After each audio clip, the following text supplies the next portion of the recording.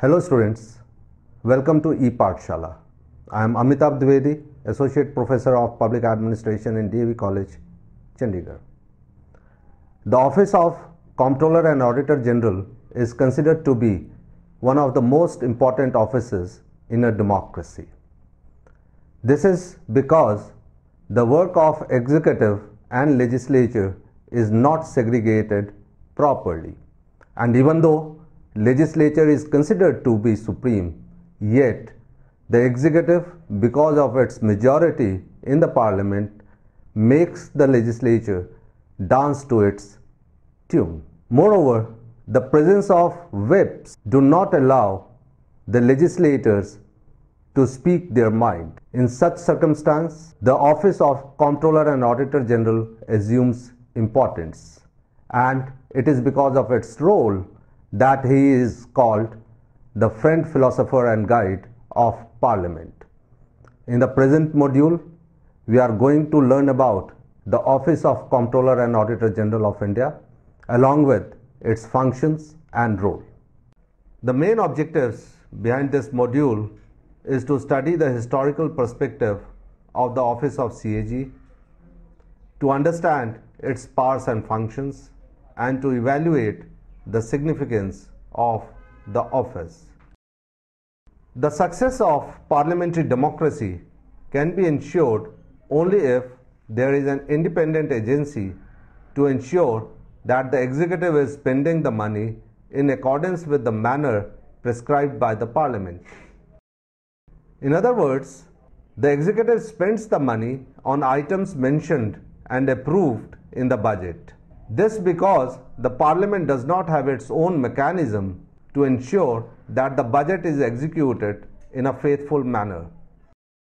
This is very important because money is a very scarce resource and all efforts must be taken to ensure that it is not wasted. The Office of Comptroller and Auditor General of India has been created specially for this purpose. He is considered as the fourth and the most important pillar of Indian democracy. He is often called friend, philosopher and guide of the Indian Parliament. His office today is considered to be the most important one to restore the faith of the people in the democratic processes. The Comptroller and Auditor General of India is an authority established by the Constitution of India under Chapter 5, who audits all receipts and expenditure of the Government of India and the state governments, including those of bodies and authorities substantially financed by the government. The CAG is also the external auditor of the government-owned companies. The reports of CAG are taken into consideration by the Public Accounts Committee, which are special committees in the Parliament of India and the state legislatures. The CAG is also the head of Indian Audit and Account Service, which has over 58,000 employees across the country. The CAG is mentioned in the Constitution of India under Article 115 to 151. The CAG is ranked 9th and enjoys the same status as a judge of the Supreme Court of India in order of precedence. Historical perspective. The Office of Auditor General was created in the year 1857. An audit board comprising of Auditor General and Chief of Military Finance Department was set up in 1860. The board was abolished in 1865 to centralize administration in Comptroller General. In 1882, the Comptroller General redesignated as Comptroller and Auditor General and assigned supervision of accounting system and appropriation audit. The institution of CAGI took its present shape after the Government of India Act 1919, in which the Auditor General was made an independent authority and given statutory recognition. The importance of the office was raised further after the Government of India Act 1935, in which his authority and position was increased to the status of a judge of the federal court. After independence, the office was given a constitutional status and was made an independent authority, independent from all the branches of the government. The Indian Audit and Accounts Department. Indian Audit and Accounts Department has a unitary structure in a federal setup. Indian Audit and Accounts Service, a formalized civil service cadre of the Union of India, forms the middle and the top level management of the organization, through which the Comptroller and Auditor General of India exercises its mandate. The 600 odd Indian Audit and Accounts Service officers have a multidisciplinary academic background and include experts in various fields. Working in these offices as an IAAS officer has the opportunities to work in areas which interface with diverse arms and tiers of the government, be it armed forces, large public sector undertakings, or village panchayat. IAAS officer has the opportunity to experience and contribute to the public good in all facets of the government. The officers are drawn from diverse academic and professional disciplines such as financial management, accountancy, costing, law, engineering, economics, and so on. Quite a few of them have excellent exposure to information technology. The officers attend specially designated executive development and management development programs at suitable intervals. They are deputed to a variety of studies and training relevant to the work in the department organized by other institutions within and outside the country. They are also placed on secondment to unions and state governments. The experience thus gained is of great help in the discharge of audit functions. Conferences and workshops participated in by senior officers are held periodically to discuss the problems faced in the department and to find solutions to them. The officers directly recruited to the service are exposed to a foundational course at National Academy of Administration and imparted professional training, theoretical and practical, at the National Academy of Audit and Accounts and National Institute of Financial Management in the areas of accounting and auditing, financial management, personal regulations, cost and management accounting, management concepts, quantitative techniques, and electronic data processing. This is supplemented by practical training in the field formations of the department.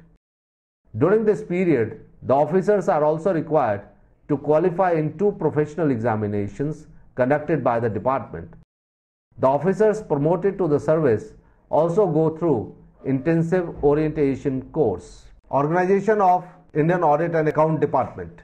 Comptroller and Auditor General of India discharges his multifarious duty through the Indian Audit and Accounts Department. The department consists of about 50,000 employees and is functionally organized into 133 specialized formations throughout the country. At the apex, an Indian Audit and Accounts Department is the Office of the Comptroller and Auditor General, which directs, monitors, and controls all activities connected with audit, accounts, and entitlement functions of the department.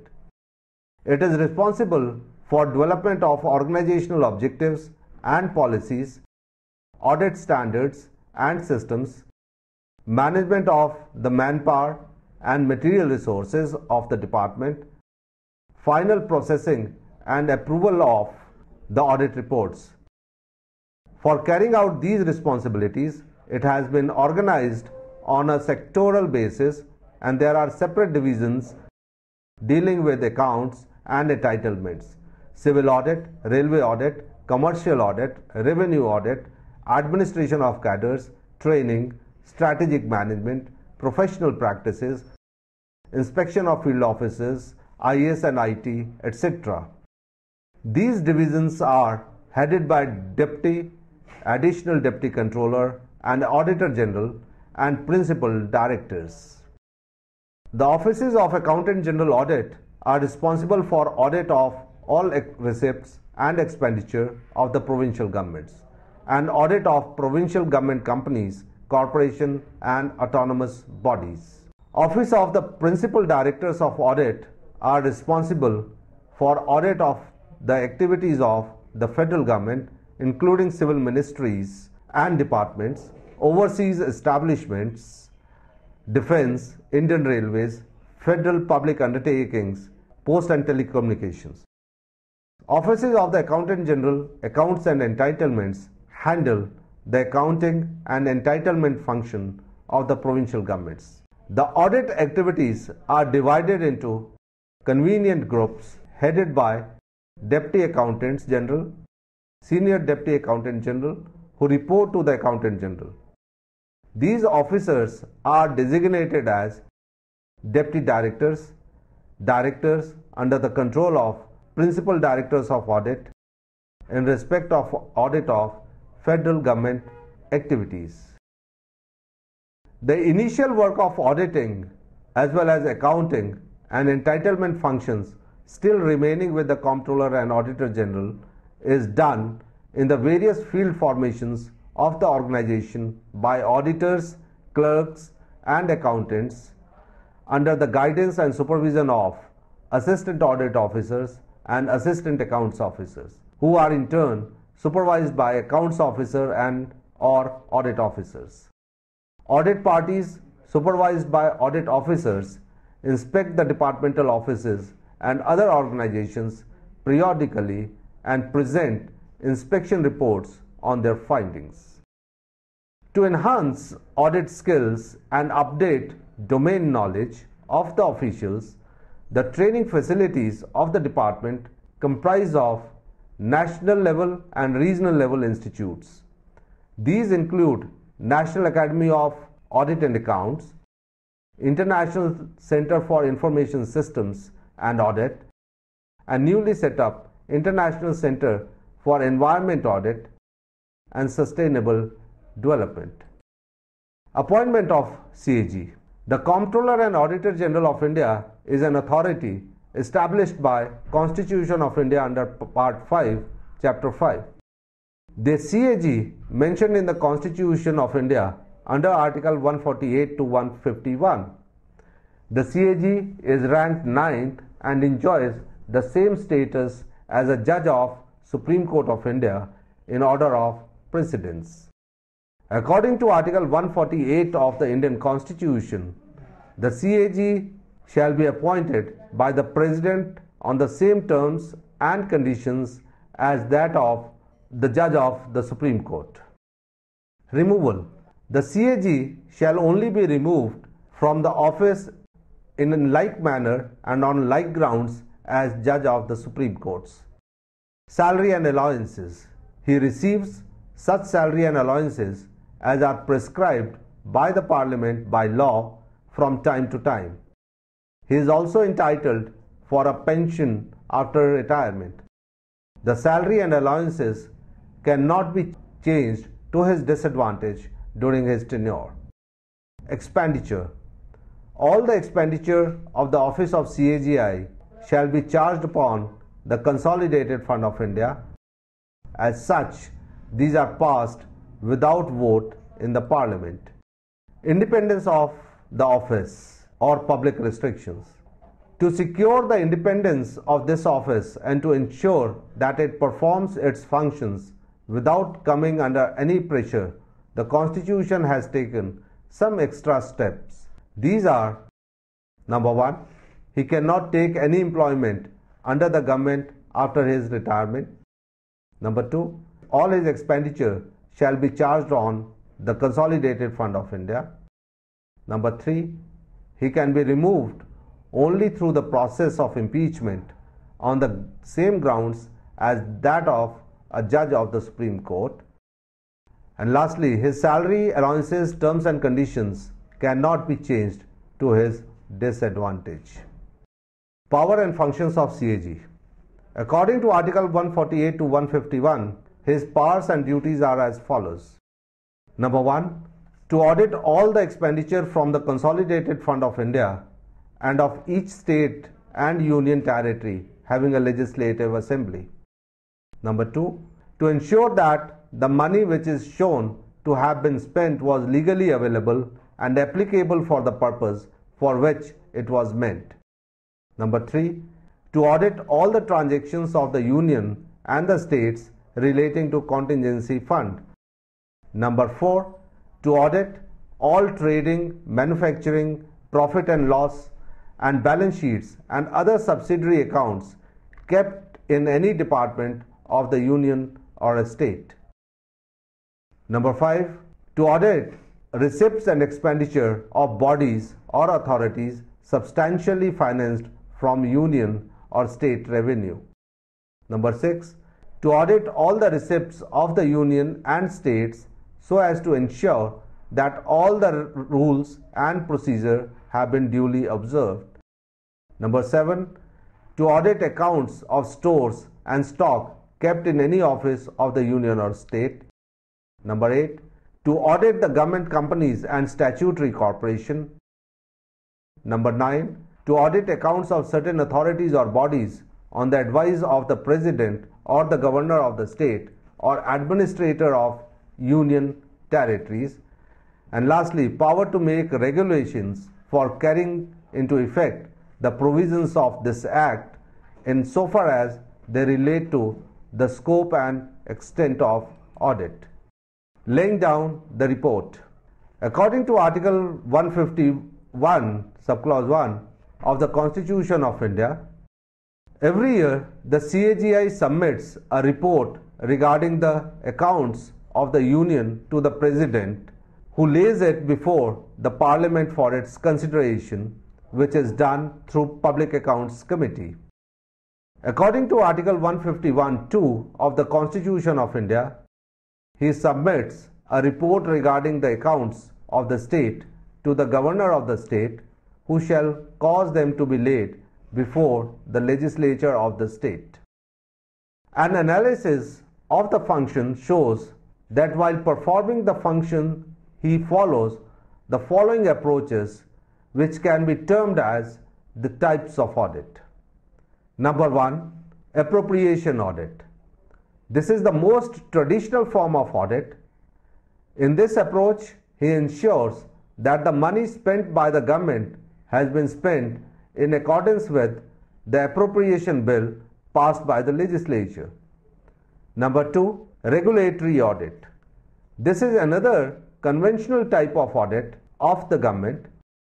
In this, he ensures that all the statutory and administrative rules have been followed in spending the money. Number 3, propriety audit. This is the most important of all the types. In this, he ensures that the money has been spent by the persons who has been authorized to spend it and that he has shown full wisdom, faithfulness and economy in spending of the funds. This is primarily done to protect the public interest in spending of public money. Efficiency audit. In this type, he tries to search for wastefulness, extravagant or fraudulent wastage of funds. Although the CAGI is one of the few institutions left in this country which have maintained their integrity, yet an analysis of its functioning reveals that it is not free from criticism. Some of these are: Number 1, he does not have the power to enforce its findings and all its efforts go waste in the Parliament where the ruling party has a majority. Since his report is a post-mortem in nature, hence nothing can be done to revive the loss. Even the court system permits the guilty to take legal recourse, which consumes a number of years. Due to this, people are not afraid of indulging in scams. Moreover, under the Indian laws, there is only provision of punishment, that too for a very short period of time, with no provision for recovery of finances. As a result, whatever financial loss has been incurred remains uncovered. All this makes the CAGI a toothless tiger. Not only that, he also has to face the taunts and criticism of corrupt officials and ministers. So to conclude, we can say that the Office of Comptroller and Auditor General of India is one of the most important offices. This is because of his role of ensuring that proper wisdom must be shown in spending the finances. And it goes to its credit that it has maintained its credibility in a situation where all other offices have fallen to the pressure. However, the Office of CAGI is not free from shortcomings. It has been noticed that his suggestions and recommendations are not enforced properly. Furthermore, the control which is exercised is a post-mortem control, and as such, nothing can be done to recover the losses. As such, there is a need to give some more teeth to this Office of CAGI to make it more effective and to ensure that people's money does not go waste. Thank you.